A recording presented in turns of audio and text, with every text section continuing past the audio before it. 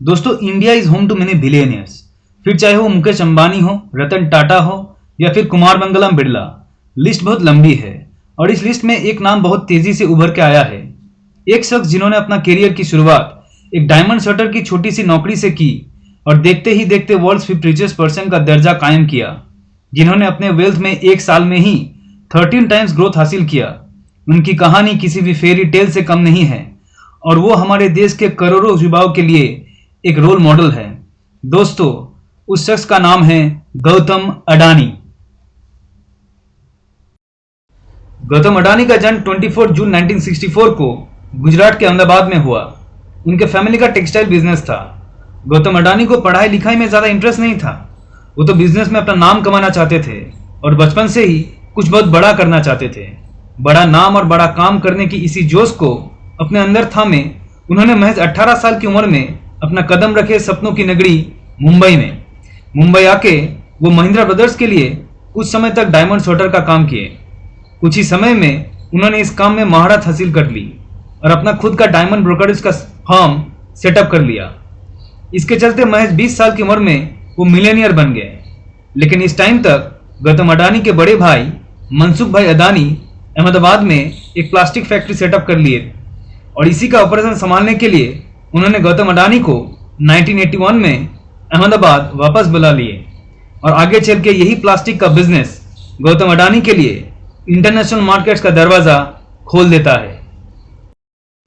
दरअसल अडानी के plastic factory में प्लास्टिक पाइप्स मैन्युफैक्चर किया जाता था और इसके लिए उन्हें भारी मात्रा में पीवीसी ग्रैन्यूल्स का जरूरत पड़ता था। उस समय इंडिया में सिर्फ एक ही कंपनी पीवीसी ग्रैन्यूल्स मैन्युफैक्चर करता था और उसका नाम था आईपीसीएल लिमिटेड।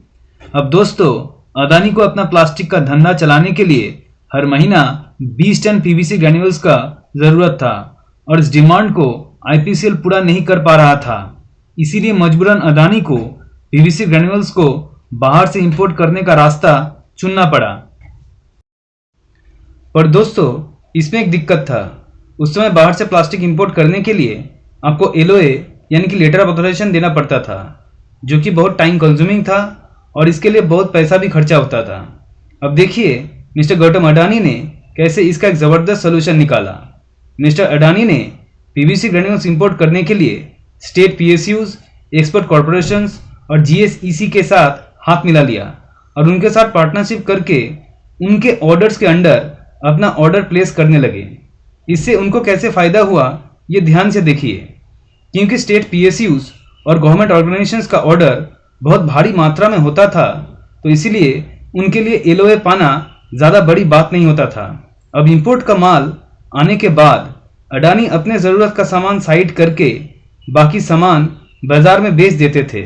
इससे उन गवर्नमेंट ऑर्गेनाइजेशंस को अपना पैसा मिल जाता था और मिस्टर अडानी का एलओए की ज़रूरत ख़त्म हो गया। और देखते ही देखते 1988 से 1992 तक अडानी ने अपना इंपोर्ट कैपेसिटी 100 मेट्रिक टन से बढ़ा के 40,000 मेट्रिक टन कर दिए। 1988 में मिस्टर अडानी ने अडानी एक्सपोर्ट का स्थापना की। उसके बाद धीरे धीरे वो प्लास्टिक के साथ साथ केमिकल्स और पेट्रोलियम प्रोडक्ट्स भी इंपोर्ट करने लगे और अपना हाथ एक्सपोर्ट में भी आजमाने लगे। ईयर 1991 में गवर्नमेंट के लिबरलाइजेशन पॉलिसी के अंडर गुजरात के मुंद्रा पोर्ट को भी प्राइवेटाइजेशन करने का फैसला लिया जाता है और 1995 में मुंद्रा पोर्ट का कॉन्ट्रैक्ट अडानी ग्रुप को मिल जाता है। इसी मुंद्रा पोर्ट ने आगे चलकर अडानी ग्रुप की किस्मत ही बदल देता है। कैसे, चलिए देखते हैं। मिस्टर गौतम अडानी ने मुंद्रा पोर्ट का कॉन्ट्रैक्ट हासिल करने के बाद ये नोटिस किया कि गुजरात में मुंद्रा पोर्ट के अलावा 12 और गवर्नमेंट कंट्रोल पोर्ट्स है जो कि रेलवे लाइंस के साथ कनेक्टेड है, लेकिन मुंद्रा पोर्ट रेलवे लाइंस के साथ कनेक्टेड नहीं था और मिस्टर अडानी को ये बहुत अच्छी तरीके से पता था कि बिजनेस में लॉजिस्टिक्स एक बहुत इंपॉर्टेंट रोल प्ले करता है। तो उन्होंने मुंद्रा पोर्ट के चारों तरफ एक इकोसिस्टम बनाने का सोच लिया, यानी कि मुंद्रा पोर्ट को अपना एपी सेंटर बना के अडानी ग्रुप ने अपने बाकी बिजनेसेस को उसी के आसपास सेटअप कर दिया ताकि लॉजिस्टिक का कॉस्ट कम किया जाए। इसी के साथ साथ मिस्टर गौतम अडानी ने 12,000 करोड़ का इन्वेस्टमेंट करके मुंद्रा पोर्ट को भी रेलवे लाइंस के साथ कनेक्ट कर दिया। आज मुंद्रा पोर्ट में टोटल 26 बर्थ्स है और जो सिंगल पॉइंट मूडिंग्स है और इसकी annual cargo handling capacity 248.82 million metric tonne है। 1993 में गौतम अडानी ने अडानी एंटरप्राइज का शुरुआत किया, जिसका मेन फोकस था mining and trading of coal and iron ore, और इसी को उन्होंने थर्मल पावर जनरेशन में आगे बढ़ाते हुए 1996 में अडानी पावर का एस्टैब्लिशमेंट किया।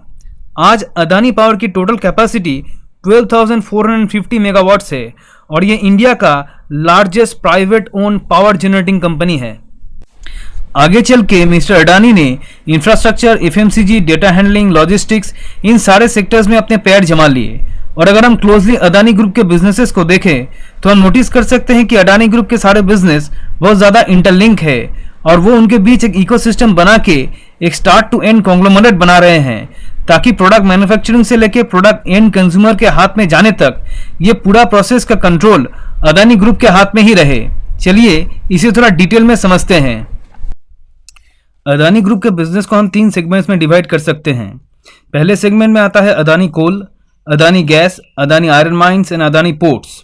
इन बिजनेस का जो आउटपुट रहता है वो सेकंड बिजनेस सेगमेंट में इनपुट की तरह यूज किया जाता है।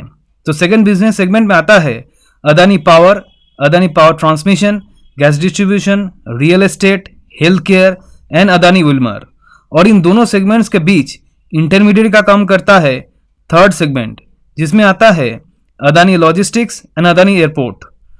और इसीलिए अडानी ग्रुप अपने बिजनेस को बहुत तेजी से एक्सपेंड कर सकता है। और इसीलिए हमने देखा कि जब साल 2020 में कोरोना आया तो लॉकडाउन की वजह से most of the companies losses झेल रही थी। वही मिस्टर गौतम अडानी ने अपने नेटवर्थ में $49 बिलियन एड ऑन किया और एक वक्त आया जब वो फेमस इन्वेस्टर वॉरेन बफे को पीछे छोड़कर वर्ल्ड के 5th रिचेस्ट आदमी बने with A total net worth of $123.7 billion. लेकिन दोस्तों, कामयाबी के साथ साथ कभी कभी क्रिटिसिज्म भी झेलना पड़ता है और मिस्टर अडानी के साथ क्रिटिसिज्म का बहुत पुराना रिश्ता है। अगर आप लोगों ने नोटिस किया तो आपने देखा होगा कि मिस्टर अडानी के ज़्यादातर बिजनेसेस ऐसी है जहां पे गवर्नमेंट ऑफ इंडिया या फिर किसी दूसरे देश की सरकार का अप्रूवल लगता है। और शुरू से ही मिस्टर अडानी का पॉलिटिकल कनेक्शंस बहुत अच्छा रहा है और इसी के चलते उन्हें बहुत बार क्रिटिसिज्म का सामना करना पड़ा है। ऐसा आरोप है कि 1993 में मुंद्रा एयरपोर्ट के लिए जब अडानी ग्रुप लैंड एक्वायर कर रहे थे तब तभी के गुजरात के कांग्रेस बैक सीएम चिमन भाई पटेल ने अडानी ग्रुप को सिर्फ 10 पैसे पर स्क्वायर मीटर की रेट से जमीन दिलाई। बाद में 1995 में बीजेपी से सीएम रहे केशुभाई पटेल ने 1 रुपए पर स्क्वायर मीटर की रेट से और 1996-97 में शंकर सिंह वाघेला जो कि राष्ट्रीय जनता दल से सीएम रहे, उन्होंने अडानी ग्रुप को 1.50 रुपीस पर स्क्वायर मीटर की रेट से जमीन दिलाई। यही नहीं, आरोप यह भी है कि मिस्टर नरेंद्र मोदी जब गुजरात के सीएम थे तब उन्होंने सिर्फ 15 रुपीस पर स्क्वायर मीटर की रेट से अडानी ग्रुप को 5,000 एकड़ जमीन दिलाई। मिस्टर अडानी ने डिफेंड करते हुए यह कहा कि जो भी जमीन उनके कंपनी ने एक्वायर किया वो सब नॉन एग्रीकल्चरल और बैरन लैंड्स थे। लेकिन दोस्तों, इन सब क्रिटिसिज्म के बावजूद मिस्टर गौतम अडानी के प्रोग्रेस में जरा सी भी गिरावट नहीं आई और वो और भी मजबूती से अपना बिजनेस एम्पायर आगे बढ़ाते हुए हाल ही में अंबुजा सीमेंट और उसकी सब्सिडियरी एसीसी में Swiss based cement company Holcim का पूरा स्टेक $10.5 बिलियन में खरीद लिए। और इसी के साथ साथ अडानी ग्रुप इंडिया के सेकेंड लार्जेस्ट सीमेंट कंपनी बन गया ओनली आफ्टर अल्ट्राटेक।